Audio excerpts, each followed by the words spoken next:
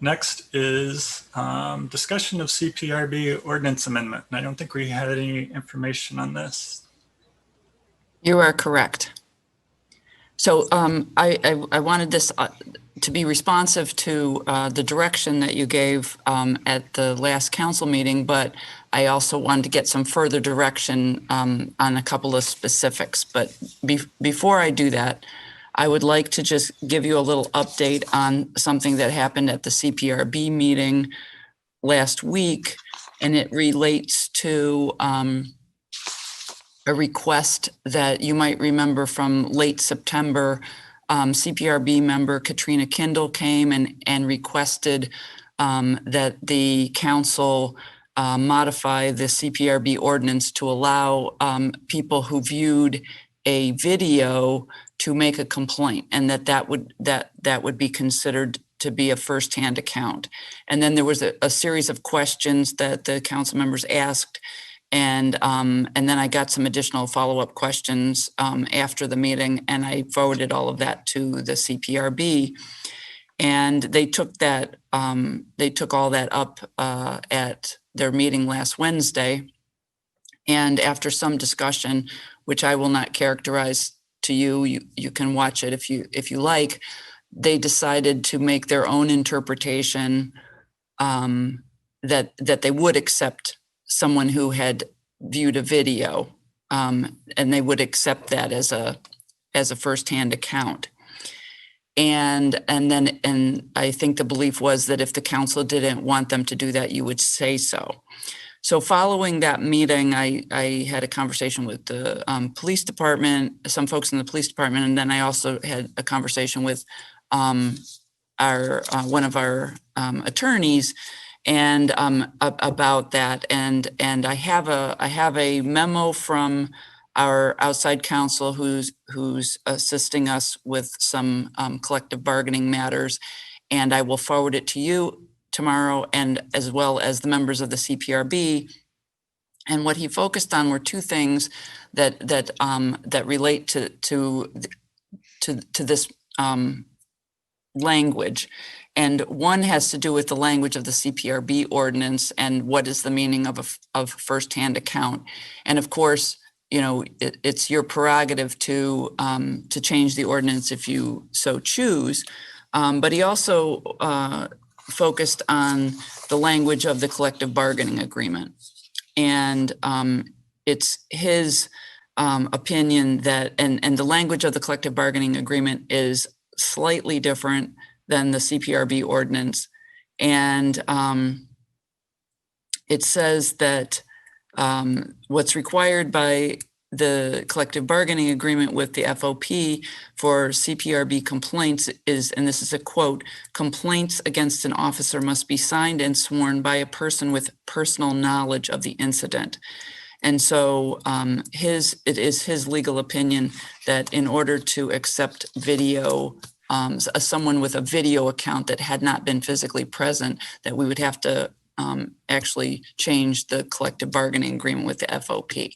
So I just wanted to communicate that to you, and I will be following up, as I said, tomorrow, sending you the memo that he provided, which is available to the public as well, and I'll send that to the CPRB members also. So now there were a few issues that would help me immensely if I could get some clarification from you all or some guidance as we draft actual ordinance language to bring back to you on this idea of tiering complaints. So I'm going to share my screen. I just have a couple of slides to show you tonight.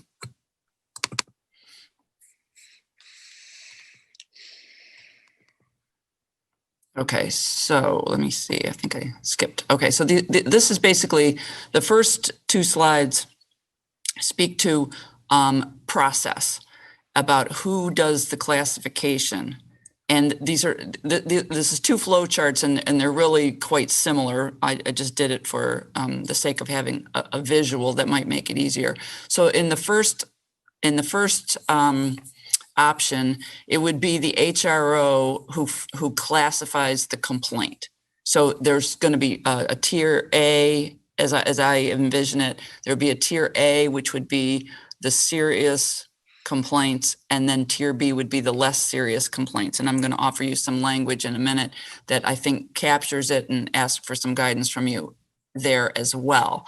So if the HRO reviews the complaints and classifies them, then according to the ordinance, they would then be forwarded for the internal police process in 7 days or less.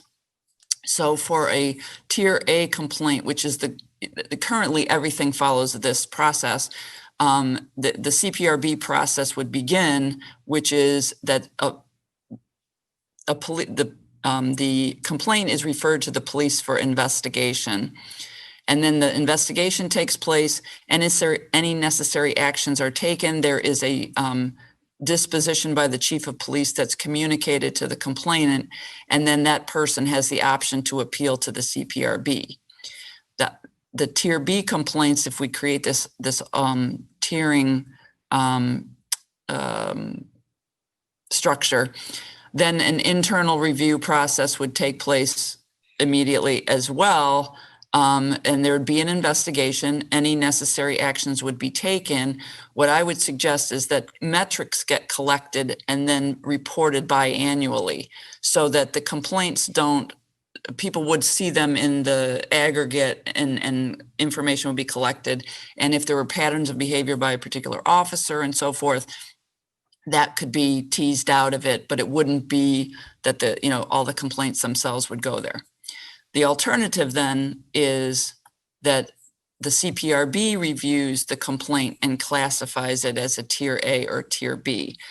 Now, the issue here is that CPRB is currently meeting once a month. They're trying. I mean, we've only been at it for a few months since that was put in place, and it's plus or minus 30 days to really get it started, because depending on when the complaint comes in relative to when the next CPRB meeting is, that would be, that just affects the timing of when things can get started, because you have to wait for the CPRB to put eyes on it and then make a pronouncement. So that's the only difference, is the amount of time. But the other point of this is that it's also adding to the workload of CPRB if they do the classification process. I know there was, I saw at least one person had written in and suggested that CPRB needs to be the entity that does that. I'm asking for direction from you all, given workload and timing. What's your preference? And then we'll draft the ordinance accordingly. So that's the first thing. And then maybe I'll just skip to the last thing, which is this is what I'm proposing as tier A categories of misconduct. These are things that are of a more serious nature. And this is drawn from the two examples that I gave you, Chicago and Washington, D.C. And I'm happy to, what I'd like to hear is any other behaviors that you think belong in a tier A category, and so that of the more serious nature. So that's what I'm looking for: direction on process and direction on defining tier A.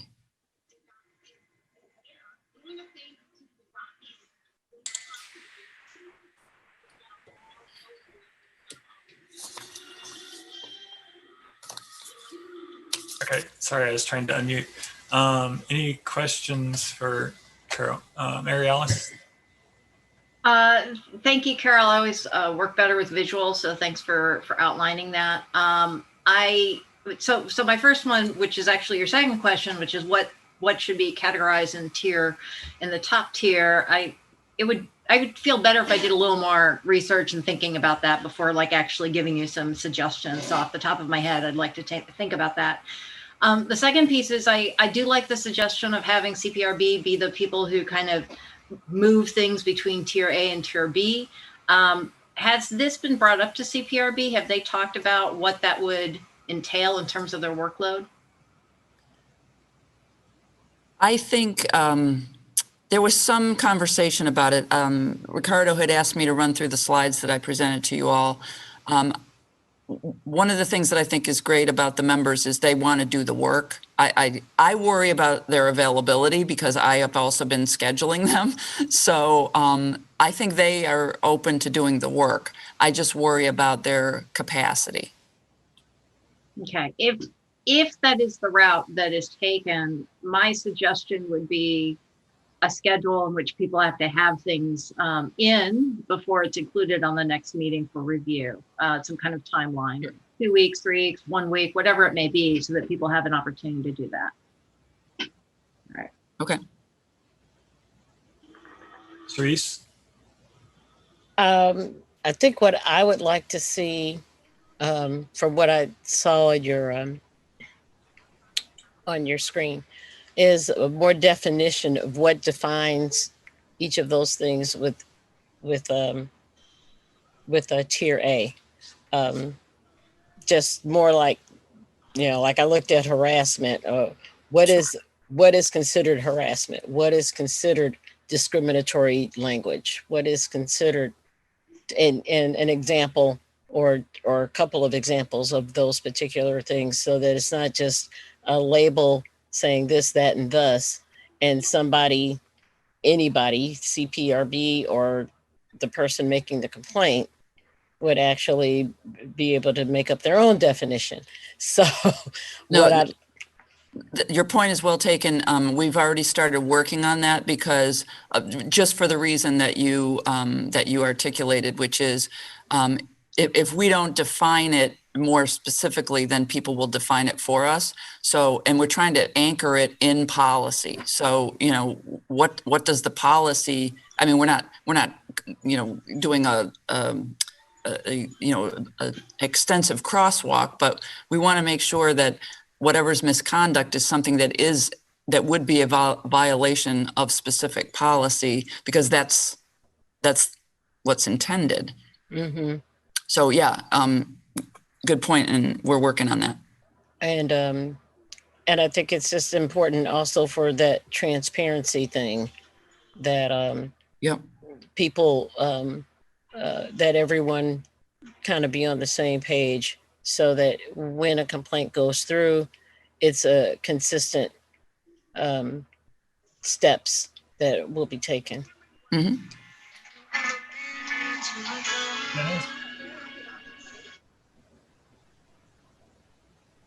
I'm done. Dennis had, yeah. Yeah.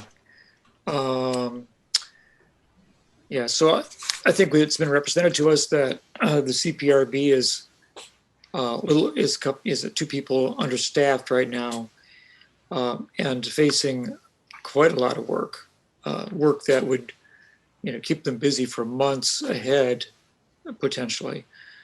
So I think your comments about capacity is well taken. So I've got 2 questions. Do you want guidance about whether the complaints that have already been filed but have not yet been addressed or heard can be reviewed under a triage system once we adopt it? No, I wasn't intending to change. I mean, my intention, and I think as far as the CPRB is concerned, is that we take that through the process that was in place at the time those complaints were filed. I'm not asking anything about, this is moving forward. This is not looking backwards. Okay. And then the second one is, I guess I have two more thoughts. What are the qualifications of the individuals who need to make these discernments? Are these going to be very straightforward discernments between types A or B? And if do we have an individual in human resources that would be trained to make those kinds of discernments already? Or is this going to be a special, require some kind of special aptitude or background of training?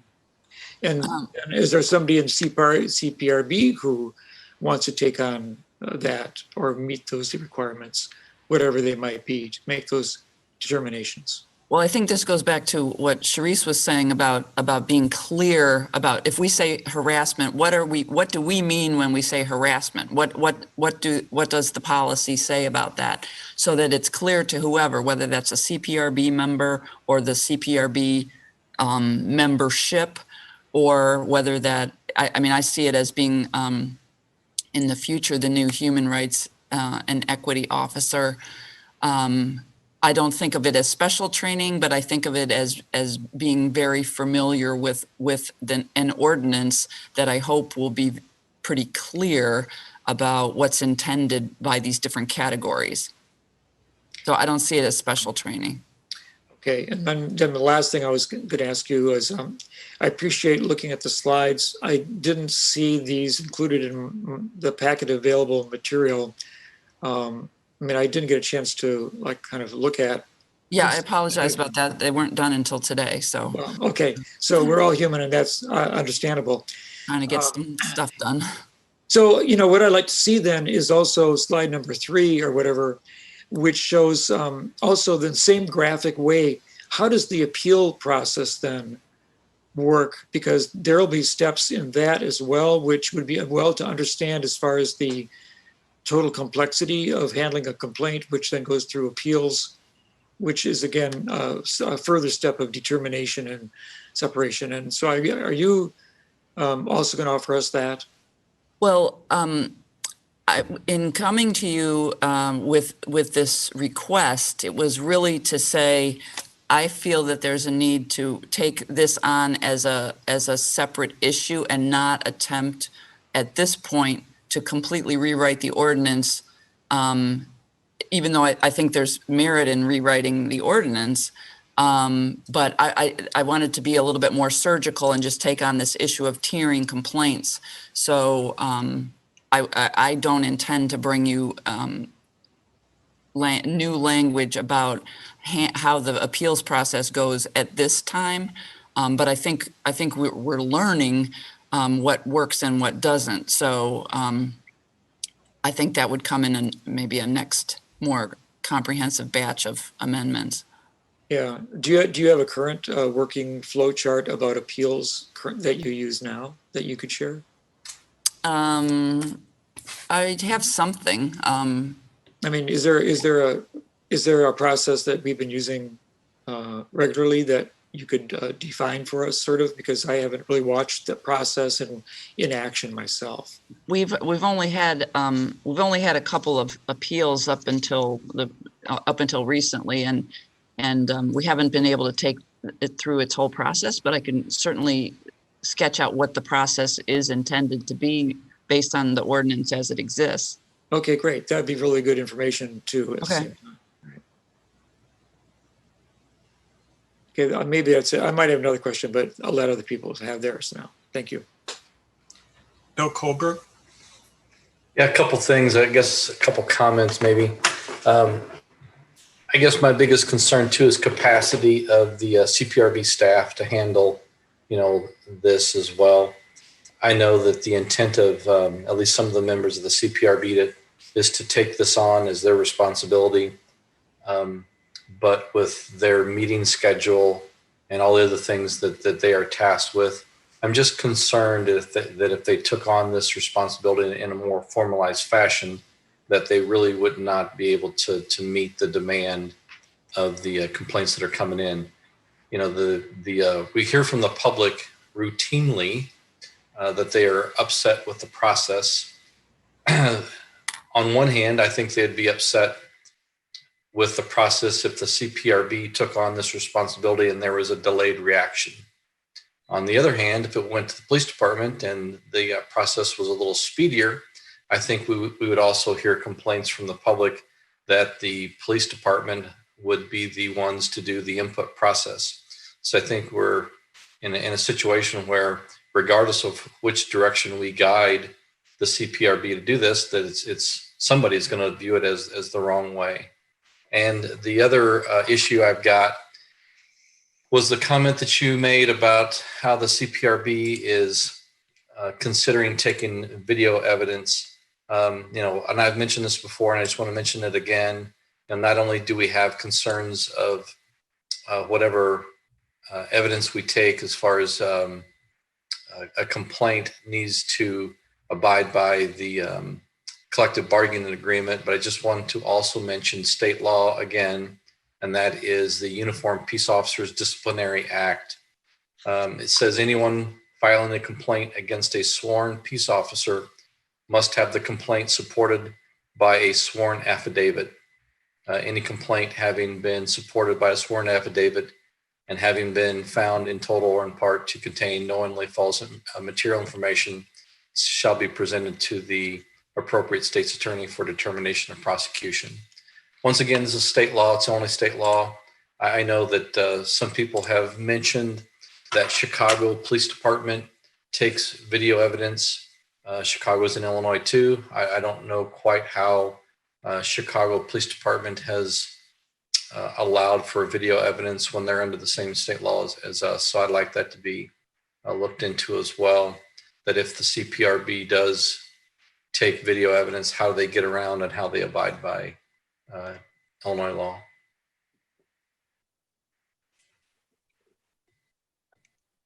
Anyone else? Jared?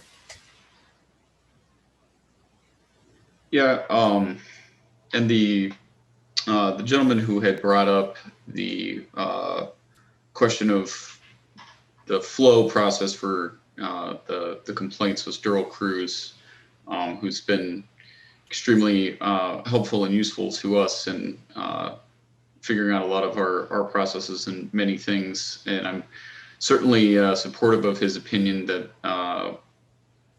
outside of, a full rewrite of the CPRB ordinance, which I think does need to be done, that they be the ones who determine which ones they're going to see and which ones they're not, and that does not flow through another channel. Other than that, I think that his points are very, very valid, and I definitely support those. I certainly have a number of things that I think would fall into those categories as far as the tiers. But I think if we're going to look at that, we also need to be clear about what's in the other categories too.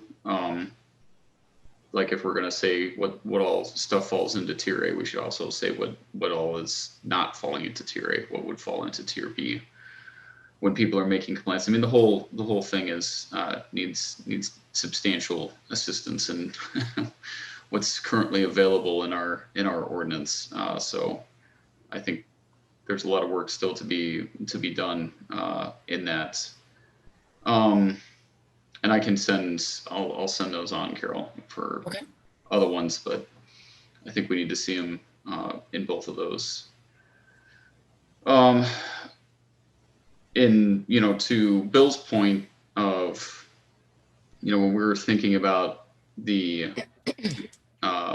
amount of work that the volunteers on CPRB have to do, I will again bring up my continued points that, we as a city have to make choices about the things that we want to invest in. And, if you look at what I would call progressive police departments across the country, almost all of them have something along the lines of a Department of Police accountability within their city that deals specifically with these types of things. Now, I'm not suggesting that that's exactly the right thing, for us, or saying that we need to create a new department within the city for that. I don't know that is the process that I would support, but the point is that those cities are making financial investments in staff who are dedicated to this, and we are relying completely on unpaid volunteers to do something that I really feel like is, in our in our wheelhouse of things that we should be considering investing in ourselves. So, you know, I also have concerns about the work that goes into that, and that's the big problem of, you know, the board in the first place, is that we're putting all of this onus on unpaid volunteers to do this heavy lifting for folks. So, you know, when we think about rewriting CPRB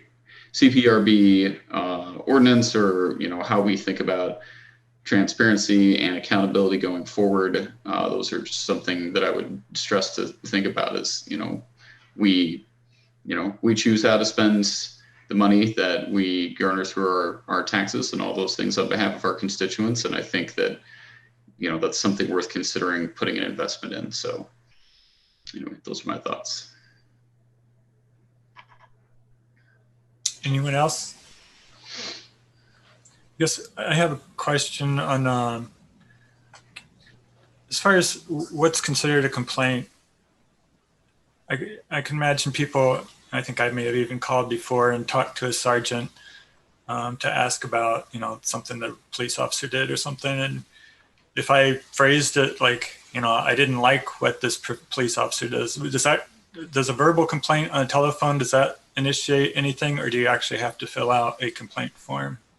You would fill out a complaint form. I've talked to Deputy Chief Searles about this a couple different times, and you know, it's not. There are people that call just like they call any department, and they say, you know, I didn't like the way I was treated, or I didn't like the way XYZ went down, and so you talk to the person and hear them out, and then see if you can resolve it if they choose, you know, if they choose to pick up the phone and pursue it that way. And then what they do in the police department is, if the person is still not satisfied, they say, well, you know, if you like, you can fill out this complaint form, and it becomes more formalized. But they, you know, if people call, they talk to them, and they don't automatically just go to the process. Okay. Yeah, I think, I mean, for me, the biannual report on the the tier B, I guess, that you're talking about seems a little, I mean, I'd like to see CPRB be aware of, I think, all the complaints, although the level of review could be a lot less on, you know, the tier B complaints. I think even small complaints in aggregate, I mean, I know we talked about traffic infractions and things like that as being pretty minor, but if it's, you know, if it did turn out to be, you know, that there was a blatant disregard by Urbana police officers of traffic laws, we'd want to know about it. If there was a culture of that, and I don't know how else you would know if you know, if it wasn't reported in a timely manner. So I think I would kind of favor something along the way Durrell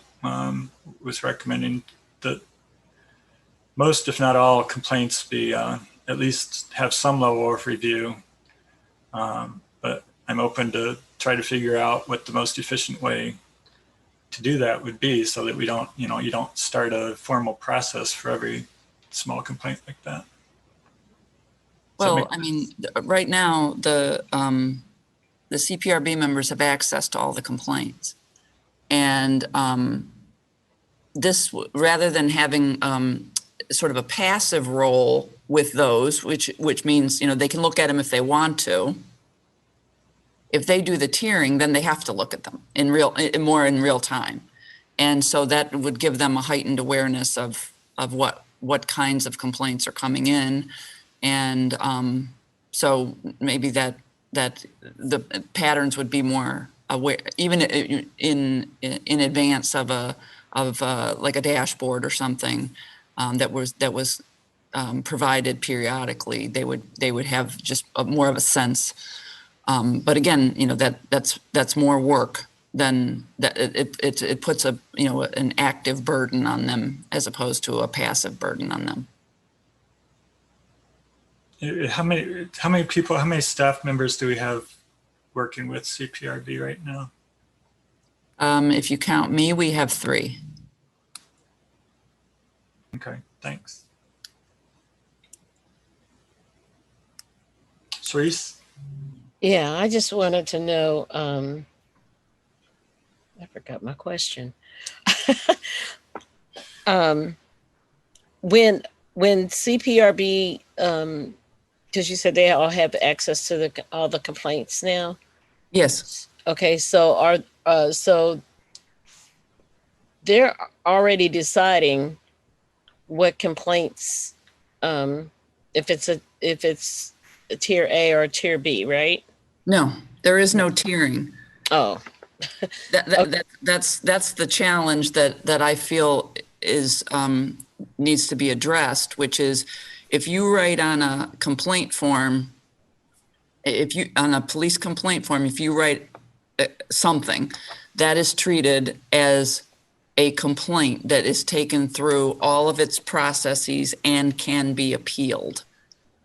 And my concern is that those are not all of the same level. They don't all deserve the same level of attention. And that's what I'm trying to do, is to create tiers so that it's not that they don't get attention and it's not that they're not addressed, but to be able to engage the CPRB appeal process, it should be a more serious matter. okay. So I guess my next question is that after it goes through the process, the complainant gets some kind of correspondence or something to say that this is what our decisions have been regarding your complaint.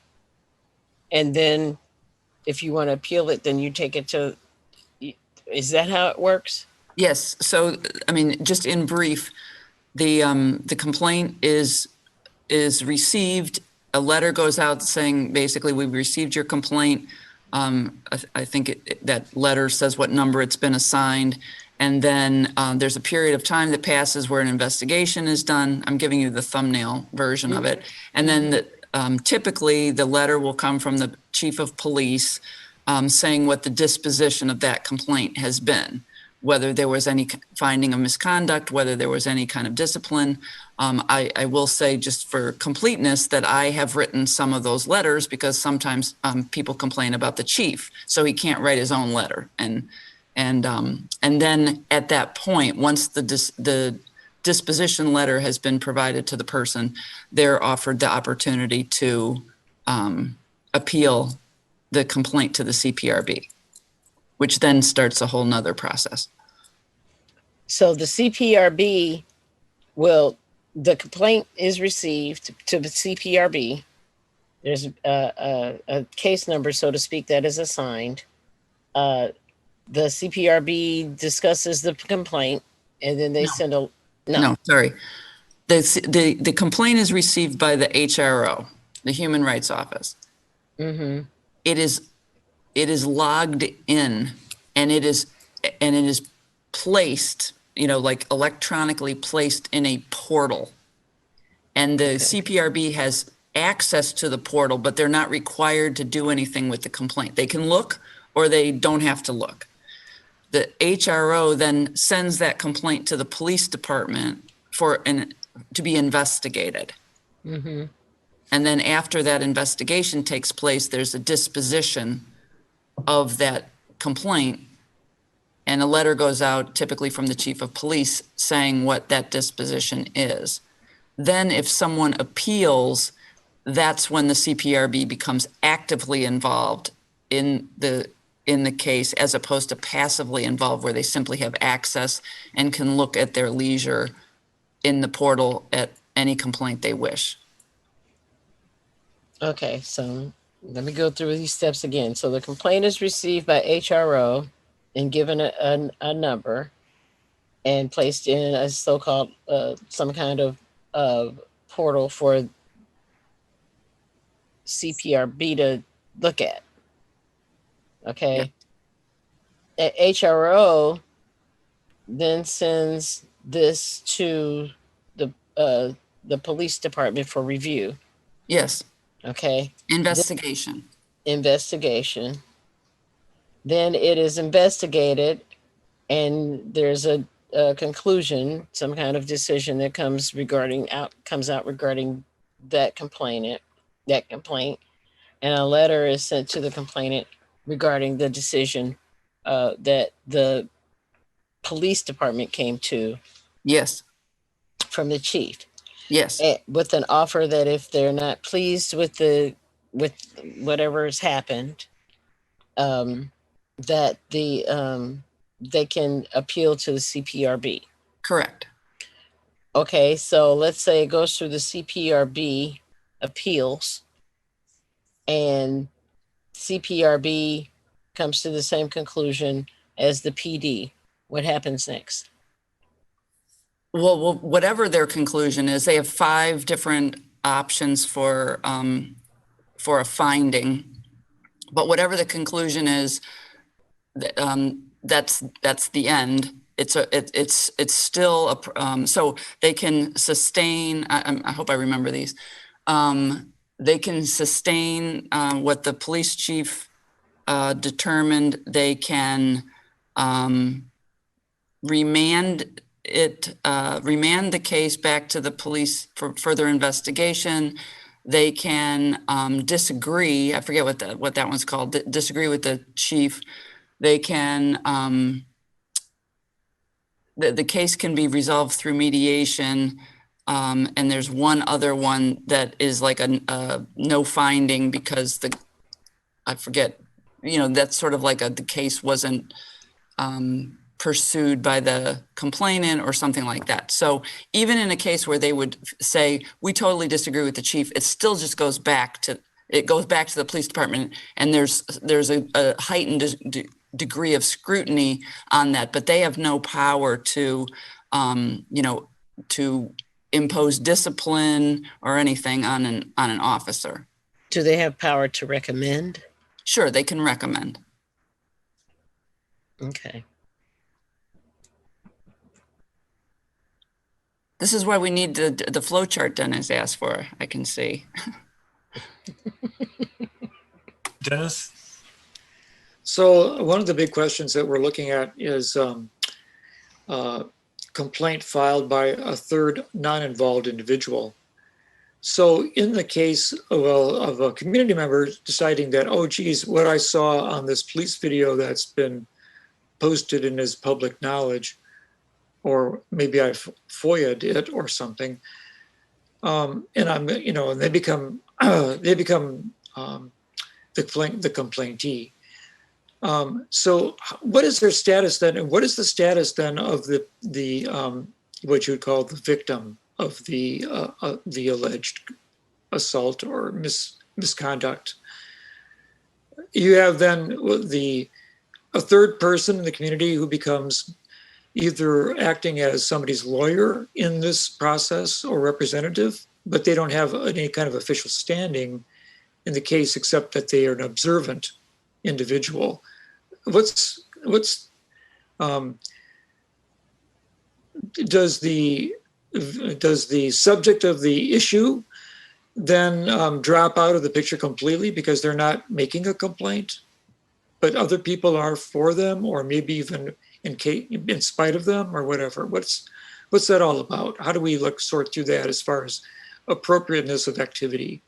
Okay, so the way I just want to clarify that set of facts can take place. Only let's take the video piece out of it because we've been advised by our lawyer that we can't have that video witness. But let's say it's just someone standing there, right? So they're standing there. They're not the victim. They're not the victim of whatever this issue. But there's a difference between being present and understanding the context under which everything's happening because of your presence. But I want to get to the heart of your question, which is they're not the person who was allegedly mistreated by the police. They saw someone right in front of them allegedly mistreated by the police. So that would just become part of the investigation. So that complaint can go forward because they have personal knowledge. They were there, they saw it. And then during the investigation, the police, I would guess, would approach the person involved, the actual victim, and say, we've had a complaint, we're conducting an investigation, would you like to cooperate and answer any questions that we have? And then they could cooperate or not, but they wouldn't have the person who was personally involved in terms of interacting with the police, I don't know that they would have, at least not the way the ordinance is written now, that they would have any ability to stop the complaint investigation moving forward. Okay. So the whole thing about the video thing is, I mean, that's yet one step removed from being present and watching it and observing it. And so I guess that's a real big question for me about, how the process evolves or changes because of that. And I see our city attorney has suddenly appeared on the screen. I don't know if we're going to hear a comment or not. Yeah, Mr. Simon? Yes. To expand on Carol's correct answer, the individual that physically observes, again, taking the video issue out, physically observes the event happening, does not in any way represent the victim. When that individual, the observer, files a complaint, that individual is acting on their own behalf, raising their concern about what happened.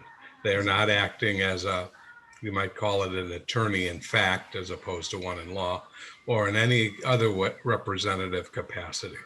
A surrogate for the individual. Right. It's their complaint, whoever files it, it's their complaint, and then it gets investigated as their complaint. And as Carol indicated, somebody may reach out to the victim, and if the victim chooses not to participate, the presumption is that does not in any way negatively impact the investigation of the complaint itself. So they just continue to conduct the investigation, just so happens without the cooperation of the victim, or on the other hand, with the cooperation of the victim, if the victim so chooses. Yeah, okay. It doesn't lessen the quality of the complaint or the fact that there is a complainable activity. It does. You're right. It does not lessen the complaint. The complaint is investigated with the information, that launches the investigation, i.e., the complaint, whatever facts the complainant chooses to include in their complaint. Right, and then it stands or falls based on the quality or the actual facts of the case. That they can derive, that whoever investigates can derive from whatever sources that are available and willing to cooperate and provide information.